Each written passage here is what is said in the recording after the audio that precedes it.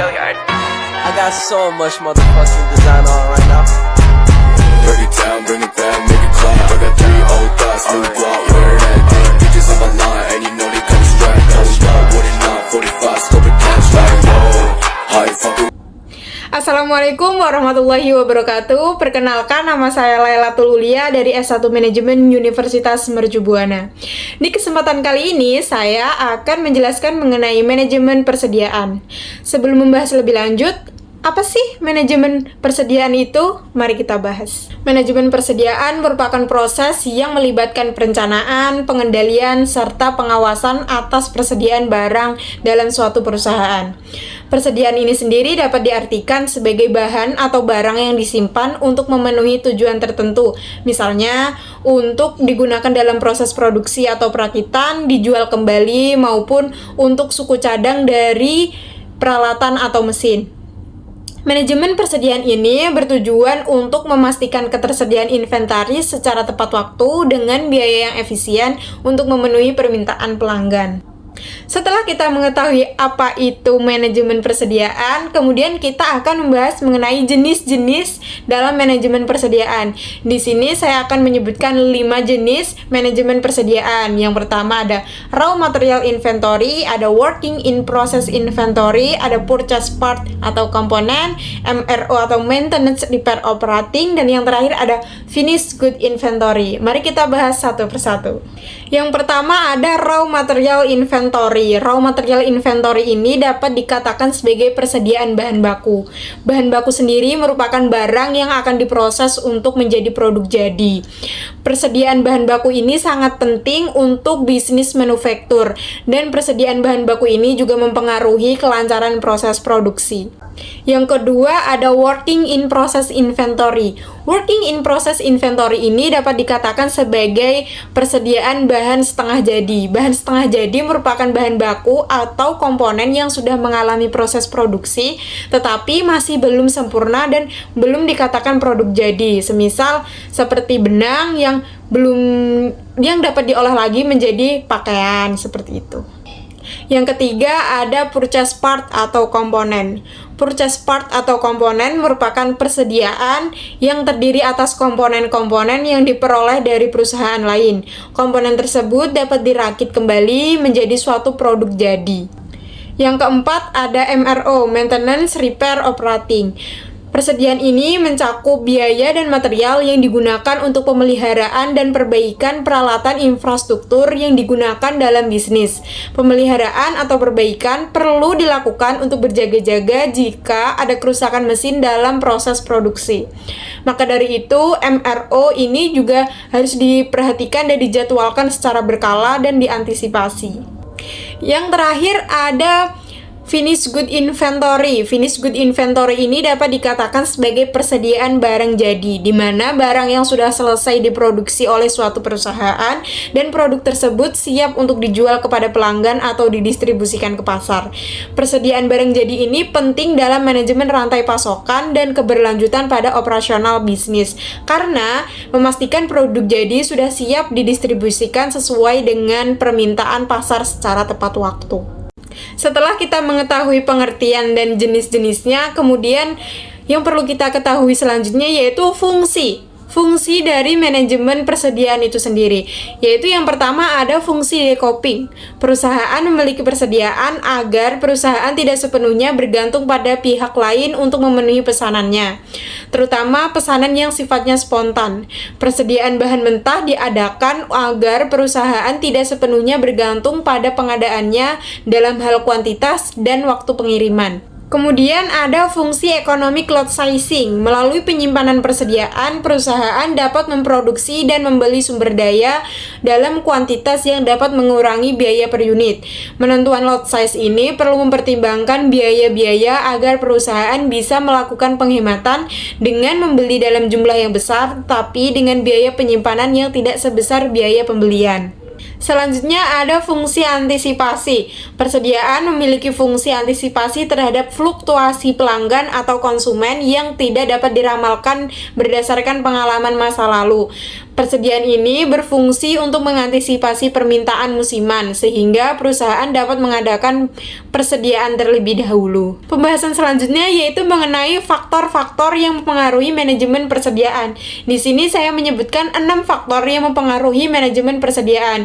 Yang pertama ada pemasok, ada lead time, manajemen, jenis produk, faktor eksternal, dan keuangan. Mari kita bahas satu persatu.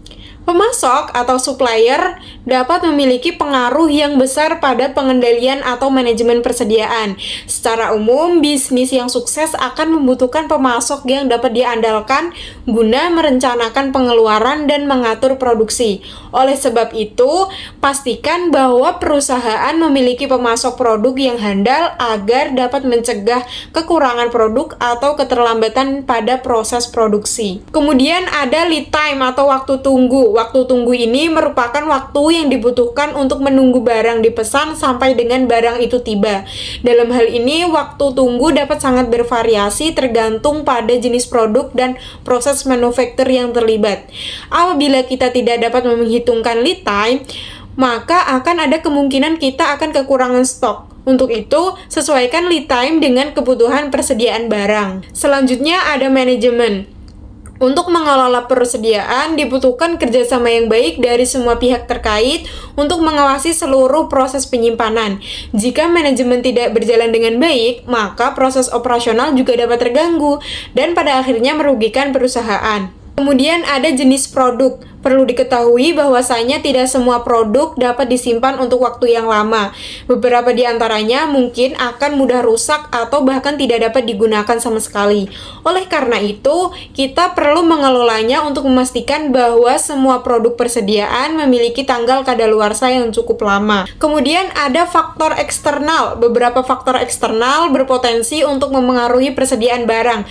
Misalnya seperti penurunan tingkat ekonomi atau tingkat persaingan lokal yang tinggi. Maka dari itu, perusahaan harus siap dalam menghadapi kemungkinan yang akan terjadi. Yang terakhir ada keuangan. Faktor keuangan mencakup banyak hal, termasuk biaya pinjaman, biaya pajak, biaya operasional gudang, dan perubahan biaya transportasi. Semua faktor tersebut dapat mempengaruhi seberapa banyak persediaan barang yang dapat dimiliki gudang perusahaan. Untuk itu, perlu mempertimbangkan seluruh faktor tersebut saat melakukan manajemen persediaan. Pembahasan selanjutnya yaitu mengenai metode. Metode yang dapat dilakukan dalam manajemen persediaan. Di sini saya akan memberikan 4 metode yang dapat digunakan dalam manajemen persediaan. Yang pertama ada just-in-time management, ada economic order quantity, ada material recruitment planning, dan periodic review. Dari keempat tersebut, mari kita bahas satu persatu. Metode yang pertama yaitu metode just in time. Perlu diketahui, metode ini mengedepankan prinsip pengadaan persediaan tepat waktu, tepat jumlah, dan tepat mutu. Dengan metode ini, perusahaan dapat mengurangi biaya penyimpanan dan biaya kerusakan, serta meningkatkan efisiensi operasional mereka.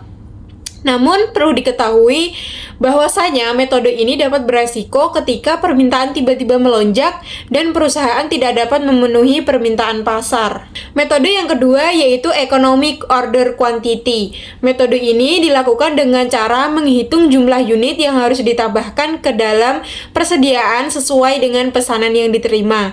Dengan demikian, perusahaan tidak akan memiliki persediaan yang berlebihan dan dapat meminimumkan biaya pemeliharaan pengaturan dan penyimpanan barang.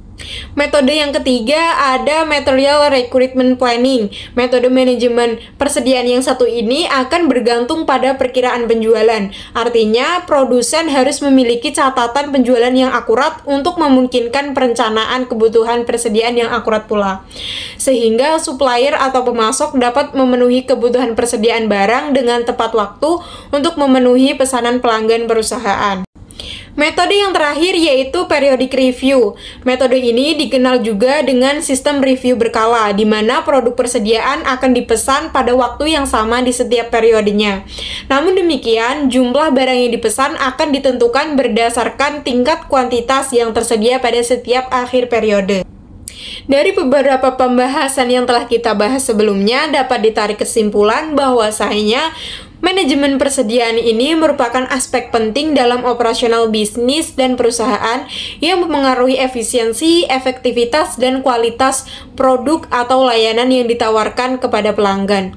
Dengan melakukan manajemen persediaan yang baik, perusahaan dapat mengoptimalkan ketersediaan barang, mengurangi biaya penyimpanan, dan meningkatkan kepuasan pelanggan. Cukup sekian pembahasan dari saya mengenai manajemen persediaan. Semoga pembahasan ini dapat bermanfaat untuk menambah pengetahuan teman-teman sekalian. Apabila ada kesalahan kata, mohon dimaafkan. Wassalamualaikum warahmatullahi wabarakatuh. Make it clap. I got 3 old thoughts, new guap.